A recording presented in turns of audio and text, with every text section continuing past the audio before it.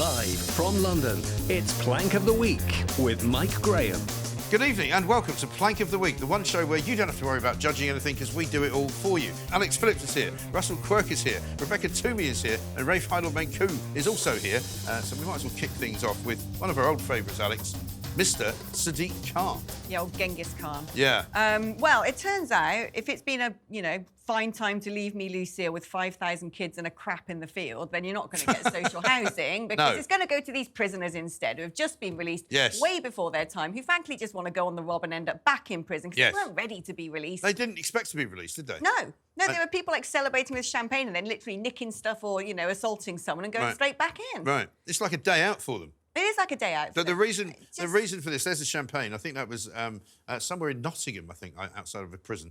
But one of the reasons we're nominating Sadiq Khan is that he actually issued a statement, incredibly, to say that people coming out of prison on early release should be given priority for social housing in London, right? Right, yeah, exactly. So if you're a prisoner, if you broke into the country illegally, basically if you're a crimo, you get a house. Right. If you're just, hard done by and your partner's left you and you've got 3 hungry mouths to feed, sorry.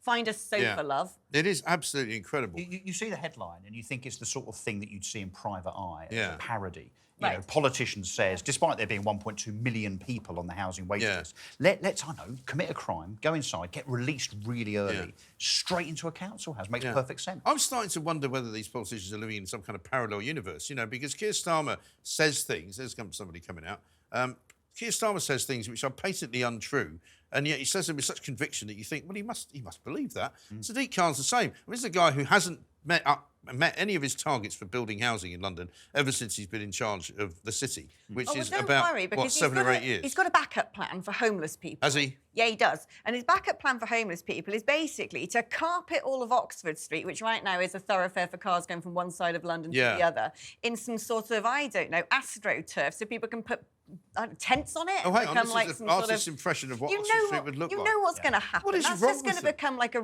Roma Disneyland, Right. isn't it? No, it's also been termed already in the media a mugger's paradise. Yeah. Because there'll be no kind of vehicular traffic to kind of regulate everything. The police, of course, won't be able to drive through it. You know the tent city's going to appear there. Of course it is. Yeah, of course, because they're only down the road.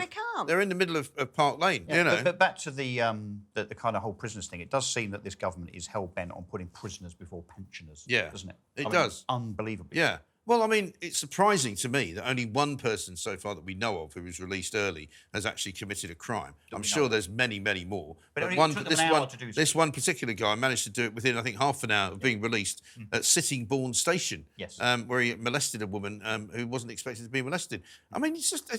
Literally, it's like the criminals have taken over the country, haven't they? But wasn't part of the justification is to stop criminals reoffending so that they'd house them? Yeah. But what about knife crime? Isn't that the key issue in London? And how is putting prisoners before everyone else? Well, How is that stopping knife crime? If you walk about with a zombie knife or a sort of massive machete, you just take it to the police station. They'll give you 10 quid. Great, What about that guy? Who was that guy who took in something like £35,000 worth of knives? Yeah, but this was a knife wholesaler that gave them up. But he gave up 35,000 knives and got paid. And claimed £10 for every one, 350,000 quid. Yeah. I think Labour's election slogan should be, we free muggers and we mug pensioners. Yeah, exactly right. They really do. And some of the stuff that we saw in the last couple of weeks has been quite ridiculous, hasn't it? But it's a question of this kind of sixth form politics ideology of the Labour Party being put into place as policy, but without any regard for the consequences at all. Yeah. No, Just exactly. have to look at any Democrat state in America and they've become a hellhole. Yep. Yeah. You've just got meth-addicted zombies walking the streets. You've got, exactly. And you've got people like Elon Musk and others literally moving their entire businesses and, the tax they pay on all their employees from California to Texas, for instance. It's happening in and that's already happened once before in America when people decided that back in the sort of late 70s that crime was so bad that they all moved out of the inner city. But so it will the also city happen ended here. up being hollowed out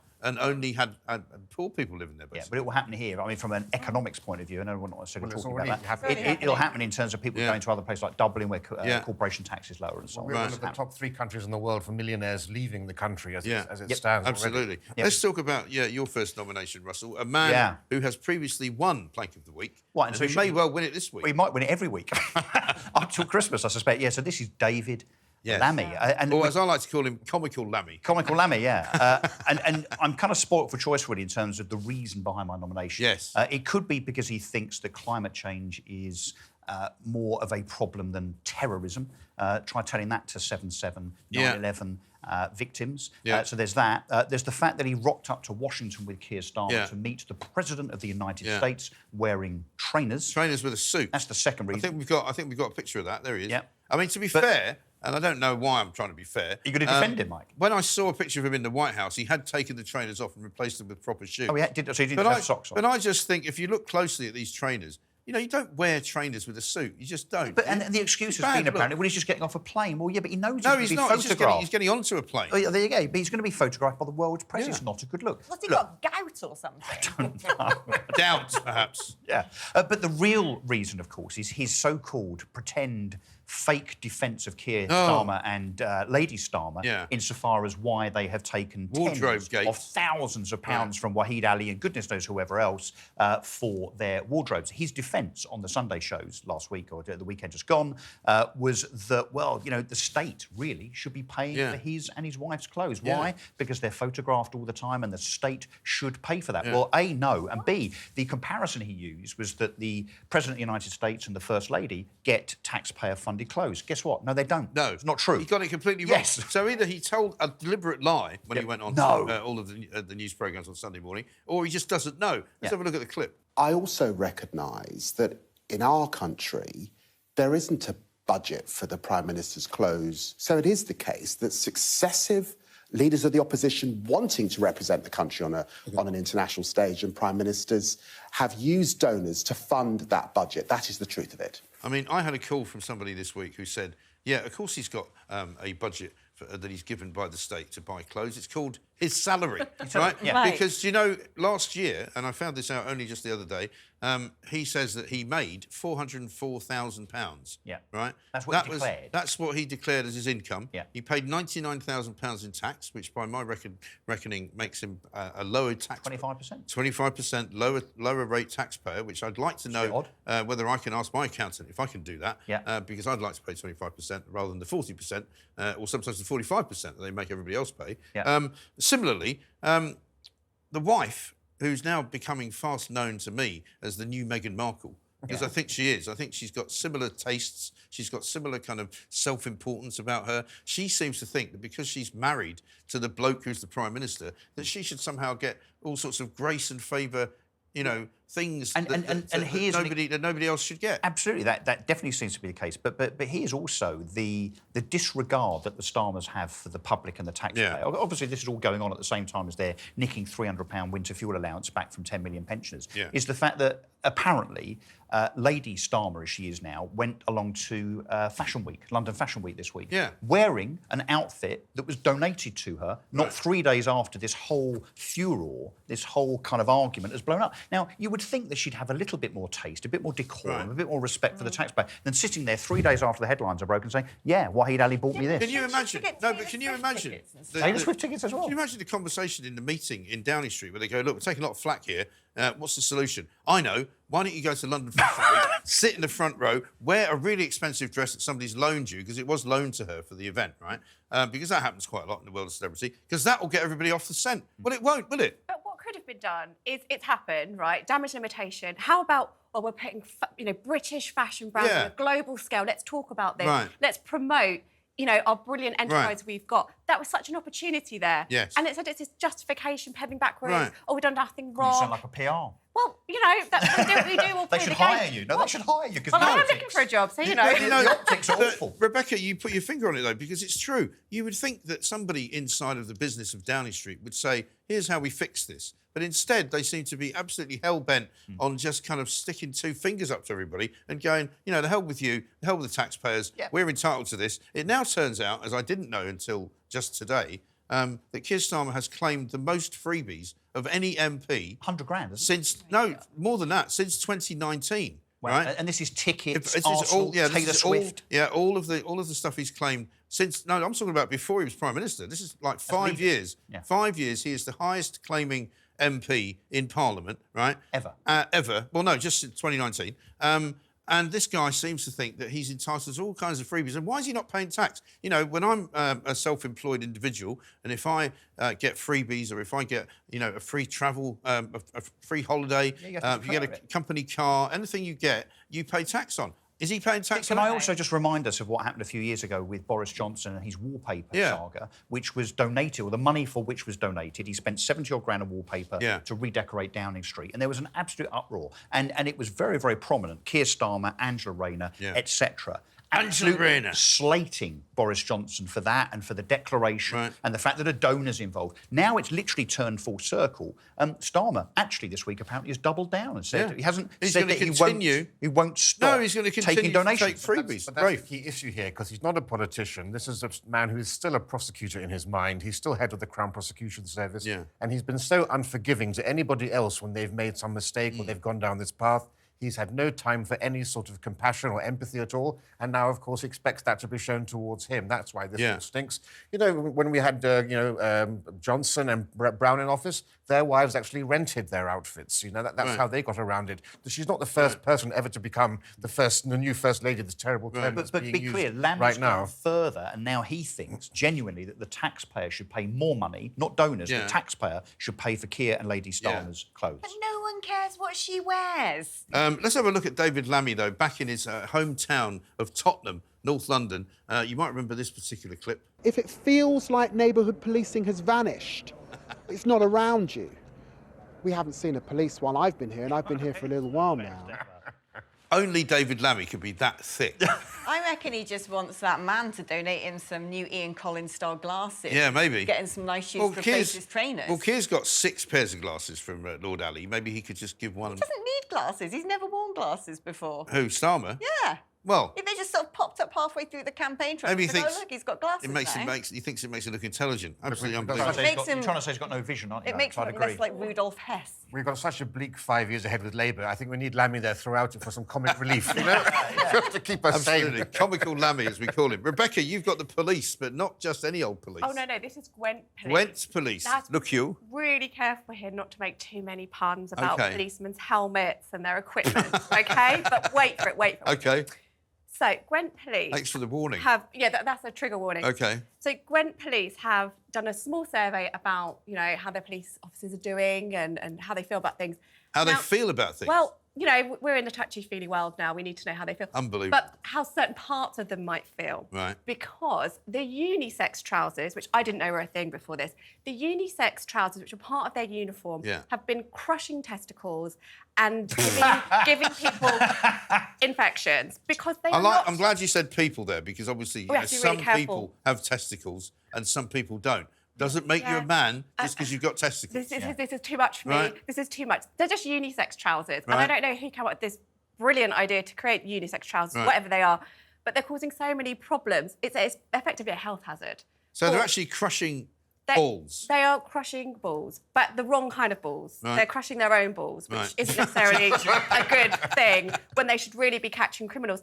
Well, they can't run very fast if the balls are crushed. This is the problem. Trousers. This is the problem. Do we think this is what's been the problem all along with our police? Yeah. That's why they can't catch any criminals. When you see them like waddling along. This is why the detection rate is only 2% in Britain. Also, it's not just that they're crushing balls; they're also causing thrush as well. Yeah, they're causing to some infections. other people who may or may not have a cervix. But both people can have that infection. Can you? Yes. And men can have thrush. Yes. Can they?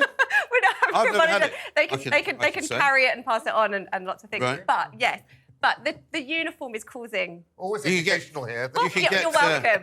You can get a cream for that, apparently. Does that come with the trousers? Yeah. But basically, they're claiming, the police are claiming that it wasn't a woke move. It was an old-fashioned cost-saving measure. Is it only Gwent Police that have got unisex trousers, or do you think the Metropolitan Police have got them as well? No, I'm not aware that they have them. I'm only aware that... So when you say unisex trousers, do we mean the new term would be non-binary trousers, wouldn't it? A non-binary pair of trousers. Woke trousers. Going into Marks and Spencer and saying, excuse me, can I have some non-binary trousers? Well, no, it'd be like going into Marks and Spencer. There's no men and women section anymore. No. There's just a section. Just a section. And you should all be sectioned when you go in there. Out of every item of clothing that is unisex, for example, like a jacket, a top, shoes, gloves, fair enough. They can't be, though. Surely not. The but a jacket can't be unisex, can it? Well, I don't know. Like, I'm not a fashion designer. I think a jumper can be. Are you trying to say that we're not all the same? Well, I think there's a thing around this area where when you wear trousers, there might need to be, room to accommodate hips or something else. Or something else. And genitalia. Yes, that kind of thing. But the thing is, testicles. Perhaps just, I'm just more concerned that this is why Britain's police can't run after criminals anymore. Yeah. It's because they've literally been got by the bollocks. Well, look, quite literally, yeah. I've got an idea. Why don't we let the women police wear a skirt, right? And the male police could wear male trousers, no, that's too which have got room for their testicles. Why don't we just get on the blower to that ASOS ghoul with his Downing Street pass and ask him to donate some? Look, I've been calling on the police to grow a pair for years, so I'm just pleased to find out they actually do have a pair. It is extraordinary, isn't it? God bless the Welsh. I think that may be the funniest one we've had for a while. Rafe, you've got, bizarrely, I'm slightly confused by this, the Labour Party as a nomination. Now, that's quite a big area. So, well, specifically, it's their new move to actually ban all junk food, but they have a very loose definition of it, or junk food advertising, I should say. Yes. So it's going to be a goodbye to Mr. Kipling's exceedingly good cakes. Oh, dear. No more singing just one cornetto any longer. And they're going basically going to be a complete ban on online advertising, a ban on all television advertising before 9 p.m. Yes. This is despite the last government abandoning that in order to help poor people during this cost of living crisis. None of that consideration from Labour, fresh from attacking poor pensioners about any of this. But, of course, the problem there is that it's actually going to affect small businesses because, of course, lots of small businesses advertise on the internet. And this ban doesn't just include things like, hot dogs and burgers. It applies to olive oil, croissants, crumpets, they seem to yogurts, on everything. Just kale and broccoli, apparently, were the only thing you can be left but to also, advertise. I mean, apparently the aim of this is to stop young people from being attracted to eating fast food. I mean, I don't know about you, but I don't know anybody under the age of about 25 who watches TV. Yeah, to be they don't influenced by the bother. adverts anyway. Nobody's watching television adverts before 9 o'clock or after 9 o'clock. They're just not watching TV at all, as we saw just the other week. BBC, for example, and ITV as kind of influencers on people watching the news, has gone down to less than 50%. But anyone, as per your nomination just now, Sadiq Khan, he banned anything sugar-related from being advertised on the London Tube network about 3 or 4 years ago, I think. And yet, and I bet it was candy stores. Yes, yeah, exactly. But I bet that there isn't evidence to show that the consumption by Londoners of bad food, sugary foods, and so on has come down. 1% decline. University of Sheffield. I But actually, the Sadiq Khan example is a very good one of the absurd consequences of this. So there was a theatre play from the West End, about a wedding party, and they had to pull their ads from TfL because they had a wedding cake on it. That's right, I remember Ed that. Gamble, the comedian, had to have his Hot Diggity Dog campaign posters for his comedy tour taken down because there was a hot dog which he had to replace with a cucumber, which made no sense. And as you might remember, that made it onto Plank of the Week, of course. What they did do is they replaced... It's now a historical kind of document, Plank of the Week.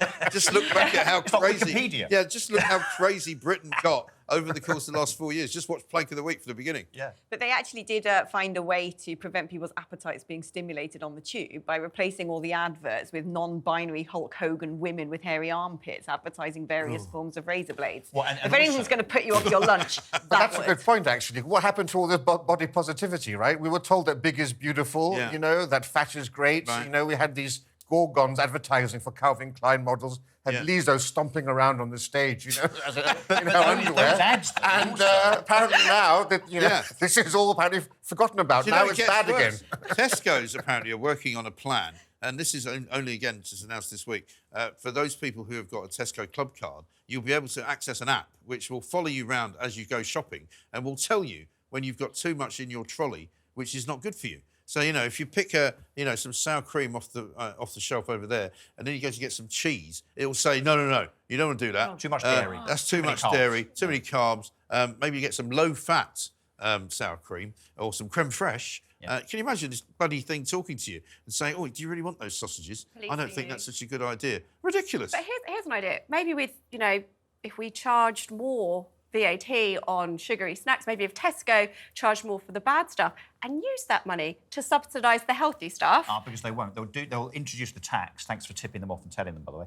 They'll take the tax, but they won't spend it on good things. If they'll spend it on... Spend it on Keir Starmer's wardrobe. Diet is key. Blame everyone else. It's such a cheap move to say, oh, look what we're doing, we're banning advertising. How about actually getting those fresh fruit and vegetables and good quality protein into the mouths of children and families? What, you mean force feed them grapes?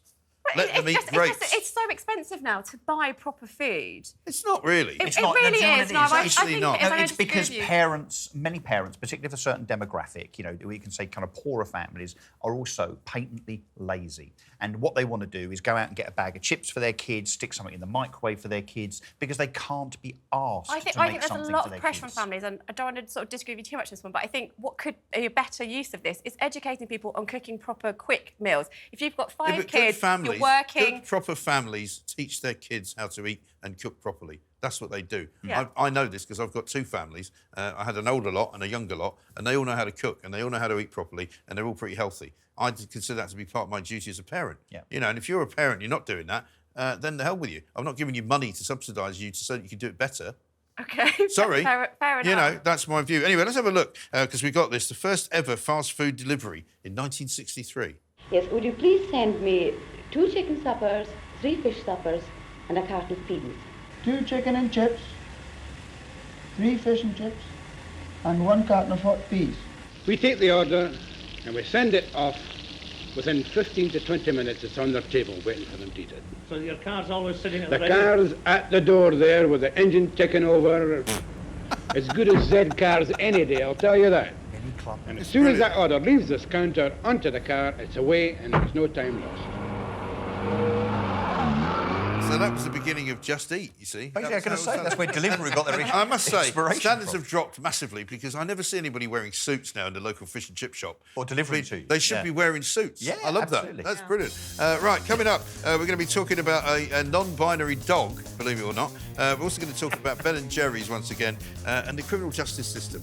What's going on? It's absolutely ridiculous. This is Plank of the Week.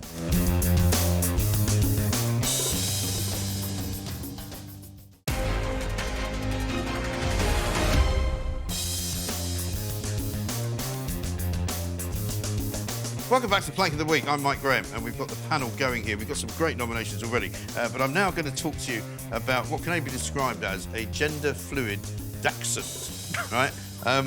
I thought I'd seen it all, I thought I'd heard it all until I saw this story, and I can only sort of elaborate on it by explaining to you how it starts. It's almost like a once upon a time.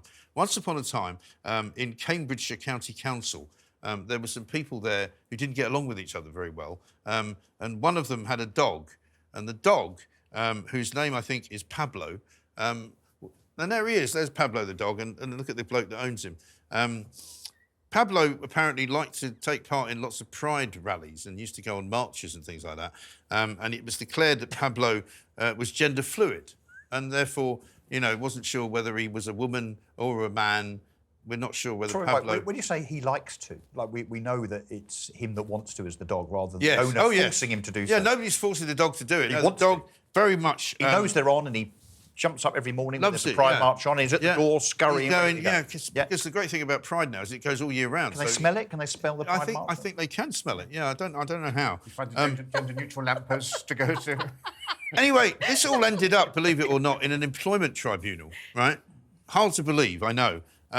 But apparently it turns out that at this employment tribunal, a woman called Elizabeth Pitt was reported to the managers at Cambridgeshire County Council because she made allegedly transphobic remarks about Pablo, the gender-fluid about dog. the dog. Yes. And it was during a video meeting with the council's LGBTQIA+ group. And you wonder why they're not emptying the bins. Shouldn't there be a D in there somewhere? There might be, yeah. I mean, I think they should just take all the letters of the alphabet now, just jumble them all up and put a plus at the end and go, that's it. Now, Elizabeth Pitt doesn't come cheap either, right? Because she is a lesbian social worker. So she apparently had made some suggestions that the dachshund known as Pablo was not as other dogs, right? And apparently one of the things that she objected to was that the dachshund had put a dress on to promote debate.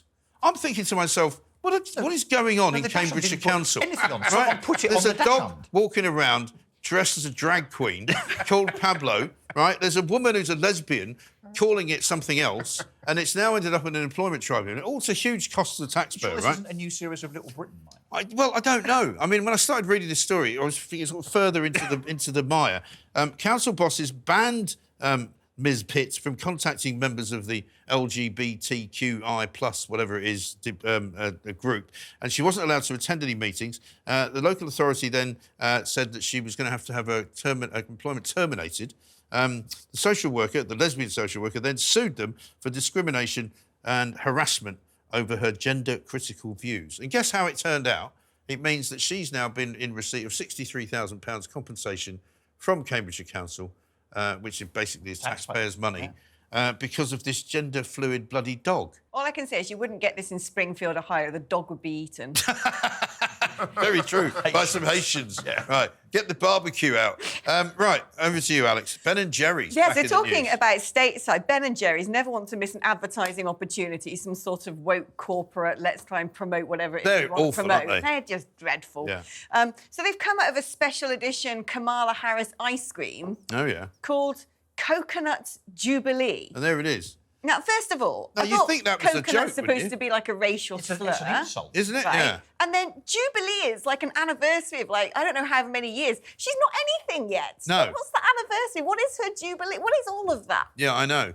And as you say, coconut is intended to be an insult to a black person who's white on the inside, isn't it? Right. The only thing I'm happy about is it won't be advertised on the London Underground. Well, Sadiq Khan's almost bound to ban it. I mean, Ben & Jerry's have seemingly forgotten a long time ago that they're actually an ice cream company. And one of the things that I used to find very funny about them was that they were actually sued by a lot of the employees that they employed, because they employ a lot of migrant workers. Their headquarters are in Vermont. They're also owned by Unilever, right, which sells, I believe, skin whitening products to people in India.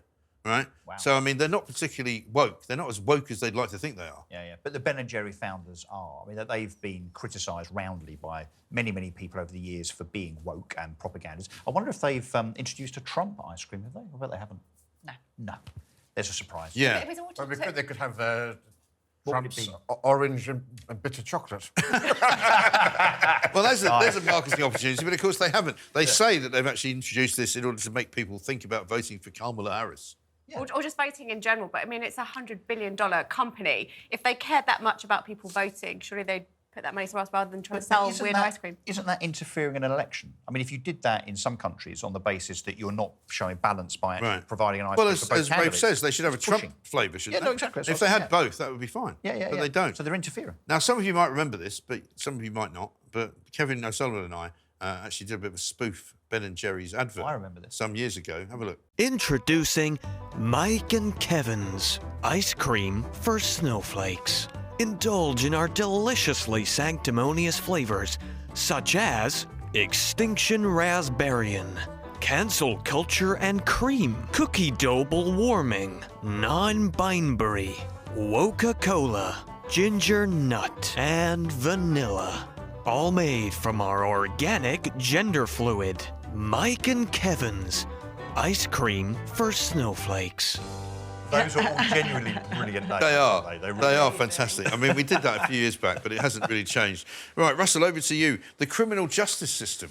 Yeah, so news this week relating to Huw Edwards, who got off scot-free. Unbelievable. Unbelievable. Got off on a lot of things, not just got off of jail, frankly. Got off on things you shouldn't be getting off on. So, and there's been lots of noise around why, and blaming Westminster magistrates, which I have to say, it doesn't seem like it's entirely their fault on the basis of what we call sentencing guidelines. So the sentencing guidelines, if you're of a particular paedophilic nature, like Huw Edwards is now proven to be, is that if you receive and get off on images of child abuse, it seems, the sentence in terms of custodial sentence starts at 12 months, but then comes back from that on the basis of pleading guilty, showing remorse, and so on, which is why Huw Edwards basically got off, got 6 months suspended for 2 years. So there's been lots and lots of criticism about this, understandably so, in the media over the last few days.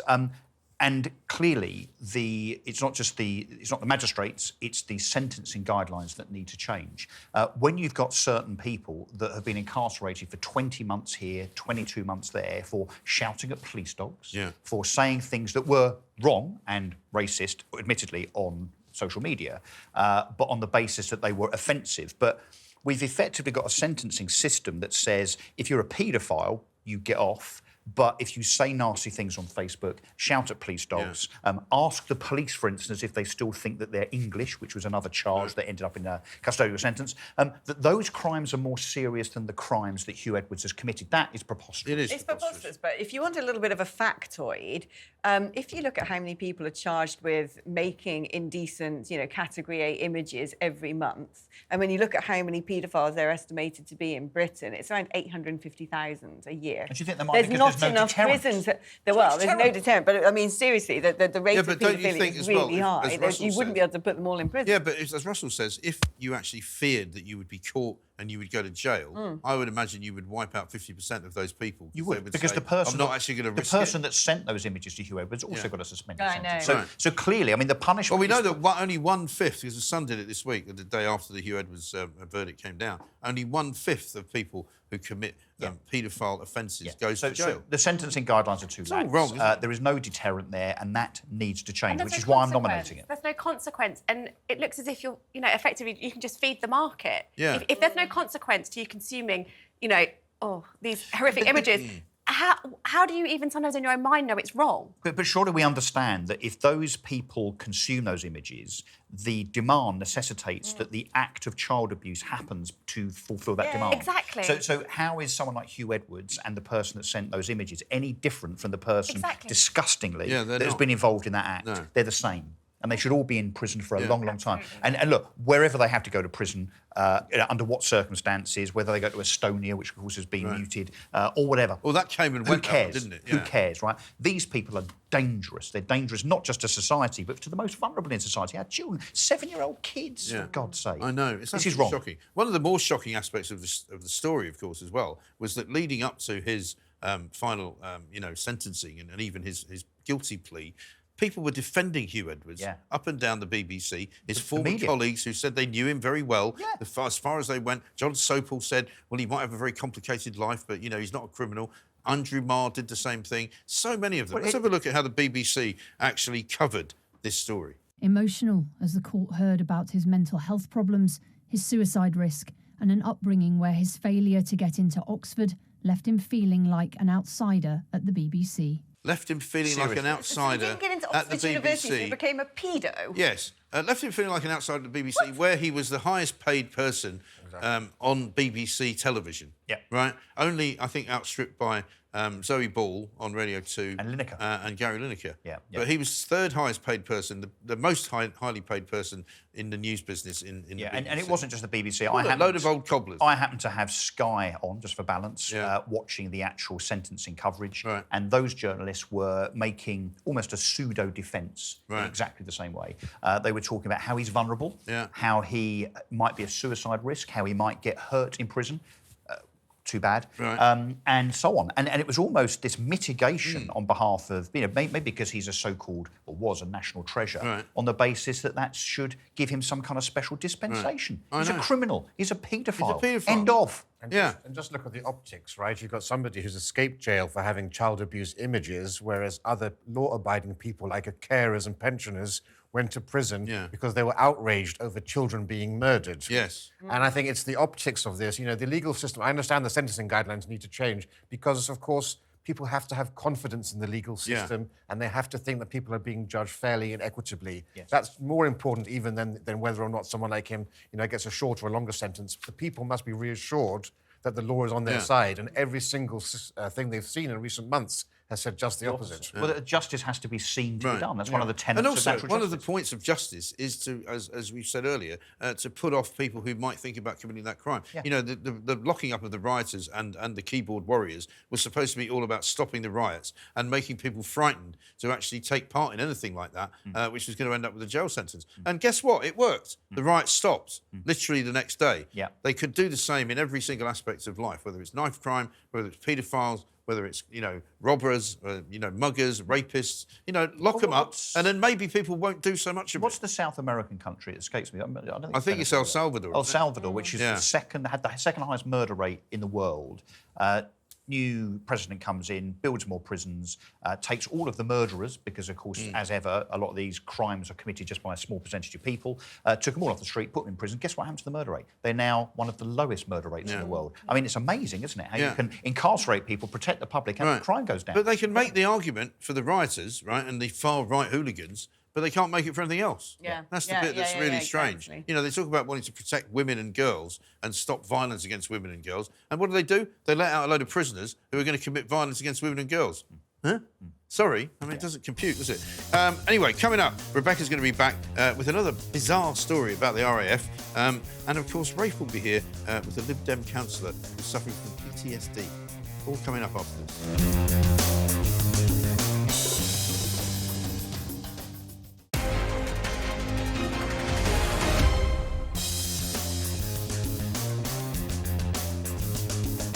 Welcome back to Plank of the Week. It is, of course, the big weekend for judging what's going to be happening, and I'm going to be judging it very shortly. I'm not quite sure. I think Labour are going to win it every week in one way, shape or form. Rebecca, meanwhile, let's go to you for your next one. It's about an RAF airman. Yes, it's about an RAF airman called Alex Henry. Right. And the question here is, what would you do to be famous and to get on reality TV? Would you risk your, self-worth? Would you risk becoming a meme? Well, we all probably have. But would you risk a prison sentence? Well, this Probably gentleman... not. Probably not. That's probably Alex not, there. Probably not wise to. Now, Alex here wanted to go on a reality show. So he asked his commanding officer last winter, could I have some time off? So he's a serving officer in the RAF. He's a serving airman, and he asked for time off. And they said, no, we don't want to give you that time off to go on a reality show. So he went anyway. He went AWOL, disappeared, filmed the show, and then came back and, he was praised because he came back and then he was immediately taken into military prison. But he was a model inmate. Prison? Yeah, military prison. Military prison. So this makes you think, well, why did you not just hand your notice in and asked to postpone to go on Channel 4's Married at First Sight? Oh, so it's Married at First Sight. It's Married at First Sight. It's quite a popular show, right? It is a popular show. So it's not like you could have gone on it and nobody would have noticed. Well, the thing is, it's mainstream, but it's not going to put him into the stratosphere of celebrities. It's in reality shows.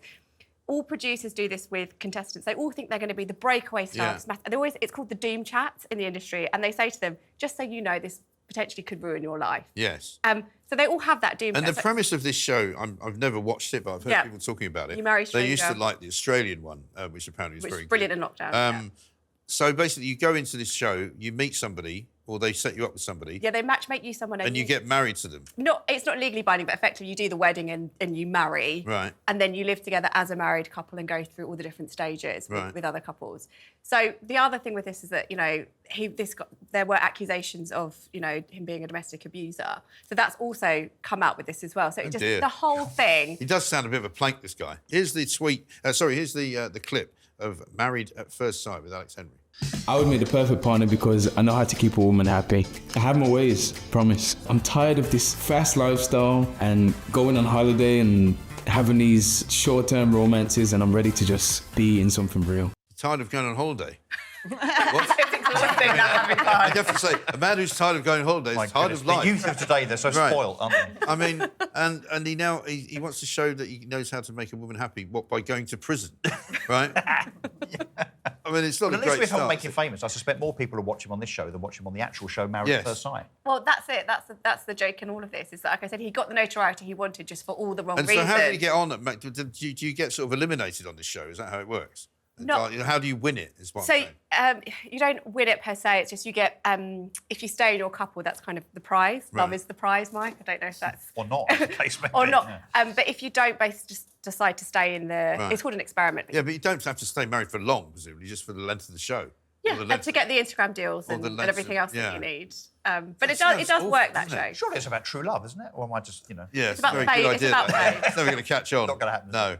I wonder what the percentages of people actually staying together a year later. Is it like zero? I actually did a report this month on which reality show was most likely to find you love, and weirdly, Love Island and Married at First Sight came up very, very high. Love Island? I had a producer do all the stats and just looked at... Love Island, superficial love at first sight, right? Well, sometimes it works, I'm a romantic. Well, it's like yourself, Rebecca. Speak for yourself. But it's like people that say, that what's wrong with an arranged marriage? Because, I mean, it's got just as much chance of working as any other one. You know, if you get married because your parents think you should marry this guy over here or that woman over there, why wouldn't you? You know, I don't know. I'm not getting married again. That's all I know. Rafe, over to you. Yes, so a Lib Dem councillor, it's always the Lib Dem when it comes to Brexit, claims to have PTSD because of our leaving the European Union. I mean, if that's a thing, I want to claim early onset PTSD for living under Keir Starmer at the moment, you know? Absolutely. But this takes this whole Brexit derangement symptom to the next level. And you just know this is the same sort of woman who wears a COVID mask driving alone in her car. It's that sort of person you can just imagine.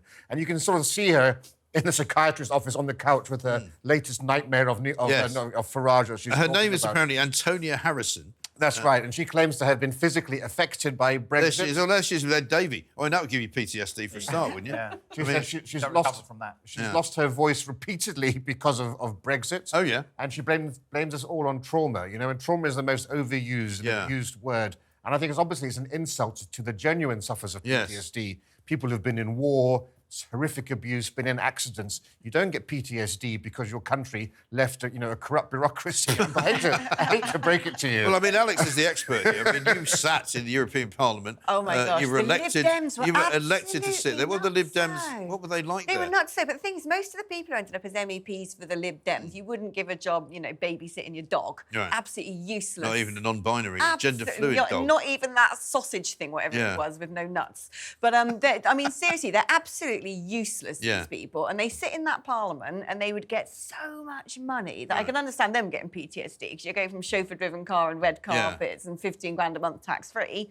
But this woman, I mean, I'd actually say it's a Brexit dividend if she's lost her voice. Good. Yeah, absolutely. Well, she says that she feels as if she's been stripped of her European identity. I'm terribly breaking news. The EU is not Europe. No. Switzerland's not in the EU. I'm pretty sure that they're still European. I mean, we had last night at the proms this week, which usually makes it onto the show, but I think it's so boring now that it never does. With all these wallies waving European flags around. 6,000 flags or something. 6,000 EU flags. There was a guy outside with an EU cake. Yeah. That idiot Steve Bray was there. Of course. And they're all running around as if, somehow we've left a country and we've suddenly set off on our own. As if, we are now no longer able to govern ourselves and that, there was no history ever in Britain. And before 1973, Europe wasn't a thing. And I hate to be a cynic here, but is there a benefits angle here, do you think? Has she now said, well, my PTSD now necessitates that I can't work and therefore I'm going to be one of the million that's off with anxiety and give me some benefits, She's please. most upset, isn't she, that she can't retire to Spain where she has a house near Marbella. I think this is part of her argument, was that she's just so distraught because she can't have the retirement in Spain that she wanted. Well, she can, actually. Yeah. I mean, you can retire in Spain. You just have to go there and declare that you're going to, buy some property and you're allowed to get a residency status and residency. I'm quite happy to buy her a one-way ticket. Yeah. Maybe I should crowdfund it. Yes. It's only 40 quid on EasyJet. Seriously, I'll pay for it. Yeah, Done. not a problem. Bye. But these people are insane, aren't they? But she's an elected official. I'm sorry, if you're going into politics and you can't take something, you get PTSD for something like that, I think you should be sitting at home in a darkened room rather than actually engaging with the public. Right. Maybe she sends it to Cambridgeshire, where they seem to have a few problems with their council. Maybe she could sort it all out for them. Absolutely unbelievable. Well, listen, we're nearly at the end. I've got to decide who's going to win. But also, we're talking about Lib Dems, they had their conference this week, so we're going to make a little reference to that. And you won't want to miss this. It's Ed Davey on stage singing. Coming up next on Plank of the Week.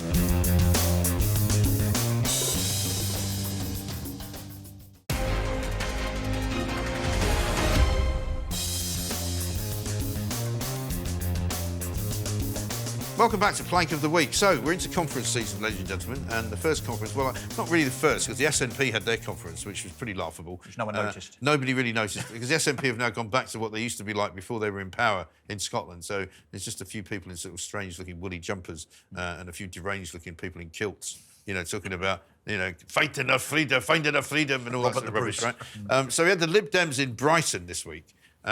Who have got the most MPs, I think, in their history, certainly for this century, if not for longer. 72 MPs they've now got. And Ed Davey, who seemed to spend the entire electoral campaign just doing stunts, falling off paddle boards, going on roller coasters, falling into the sea. He arrived, as you might expect, in a non-conventional way. Have a look at this. riding high in our region. Liberal Democrat leader Sir Ed Davey arrived at his conference in Brighton by jet ski, accompanied by some of his new MPs, including South Cambridge's Pippa Heylings. I mean, that's just ridiculous. Aren't they petrol-driven, those things? Yeah, They're well, not carbon environmentally footprint. friendly, are they? Yeah. I hate Hypocrites. him. I really hate him. He is an idiot, isn't he? I hate him because this blimmin' infantilisation of politics. He did nothing but gad about like he was in Takeshi's Castle for 2 months. The BBC thought it was all jolly hockey sticks and wonderful. Yeah. A load of sado women like that one who's got PTSD went out and voted for him because they've probably got a crush on him because they haven't had any sort of leg over for the last 20 years. And then all of a sudden, boom, he's got 72 seats. So and no one even knows what he stands for. If the bar for British politics is kind of right down here, Ed Davey has just dropped it down another notch. Him. He is literally in charge of a party with almost as many MPs as the Tories, though, and ridiculously more than Reform, who actually got more votes than I the know Lib it Dems doesn't got. matter because they're the Lib Dems. They are the ultimate protest party. Yeah. But they haven't for months and months, it seems, ever talked about, policy, vision, what they would do to the country. It's all been roller coasters and jet No, skis. well, talking about the PTSD Brexit woman, I mean, one of their big actual, you would have thought, policies would be going into an election saying, actually, if you vote for the Lib Dems, we would rejoin the European Union, because that's what they keep talking about. But did they mention it during the election campaign? No. They were too busy. They decided deliberately not to mention it in case it was a bit divisive. And you go, well, if you were the one party in Britain, I mean, I don't really want to rejoin the European Union. I will rephrase that. I don't want to rejoin the European Union. But some people do, and if there was a party that represented those people, surely they would vote for it, and that would be fine. Right? That would be democracy. Our useless, boneheaded, feckless, lazy legacy media. Yeah. If it was any other party, they'd be like, what are these absolute nutjob morons doing? You're making the country look like a gaggle of bozos. Get off your jet ski. Get out that swimming pool. You absolute tit. Tell us what your policies are. But they don't. They cheer it on like it's magical. I've got some good news for you, because right at the end of their conference, they told us what they were all about. Have a look at this. This is free. Take a chance on me. Leave me. Oh my God. You got no place to go. Seriously. I mean... Take a chance on me? No, Take thanks. a chance on me No, by ABBA, right? let's not. Now, the people that were standing behind him were the 72 elected Labour MPs. And apparently, I was reading a really funny sketch in the Times about this, because obviously everyone was up there covering it. And they actually practiced that. They actually got all the MPs out. That was not the first time. That was not the first time. Got them all to sit, make sure they knew exactly where they were supposed to be sitting, so that when they did come out to sit there, they all sat next to they actually said to them, just remember who you're supposed to be sitting next to. And all of these 72 MPs, who are not very, shall we say, diverse. They're all sort of look like white, middle-aged, mad people, right? Let's have another look at it, because he comes out, and I don't know if he knows his microphone's actually on, and he starts singing. And he can't sing. No. He sounds like he's been strangled. Do you know what I see there? That is voting for a collective midlife crisis. Yeah. Look at those Look at the state of them. sad vegans. Look at the... I hate them. I know. I love that you hate them. I think it's brilliant. It's actually really cheered me up no end. and apparently, this is... We don't actually have it, unfortunately, on film, but apparently, according to the sketch writer, they got to about the third verse, and everybody just kind of stopped and looked at each other and kind of went, that was a bit weird. Weird. And they hadn't practiced the... Because they didn't know all the words. Yeah. I mean, how embarrassing, though. I know. Why do that? I mean, this is a guy who said, and in his speech, he said that the one thing that he cares about is the carers of the country, because, of course, he's talked about his disabled son. Fair enough. But he said, because I now get time to question the Prime Minister, because I get a question every week on Prime Minister's Questions, I'm going to continue to hold their feet to the fire about caring. Well, nobody cares. I'm sorry. No. What sort of question is he going to ask, Keir Starmer, do you think? What's the best roller coaster you've ever been on? Yeah. Have you seen that great video of me singing Take a Chance on Me? And also, Take a Chance on Me is it's a kind of a weird song, isn't it, for him to sing? Yeah. Well, the answer's definitely no. I've got it's a no from me. I've got something else to add. Go on. Do you hate him?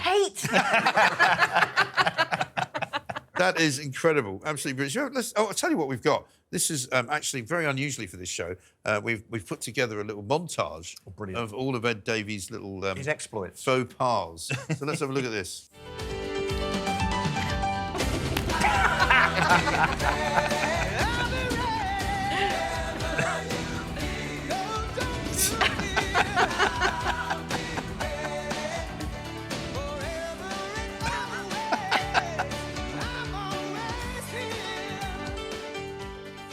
To paraphrase Ed something Davey from watch. that great show Succession, they're just not a serious party. They're really not. No, they're really not. And also, you know, there was one of those clips in there where he's on the paddleboard. You can see that he's jumping into the water. He's not just falling in, like, you know, maybe they'll capture this and it might make a funny picture. Yeah. He was literally deliberately throwing himself into water by the end of the campaign. Well, he did it about 50 times for one photo shoot. Yeah. All right, and all the media, as you say, were just lapping it up because they didn't have to ask any difficult questions or feel in any way awkward. They could all just laugh and sing and go, "Oh, this is great fun, isn't it?"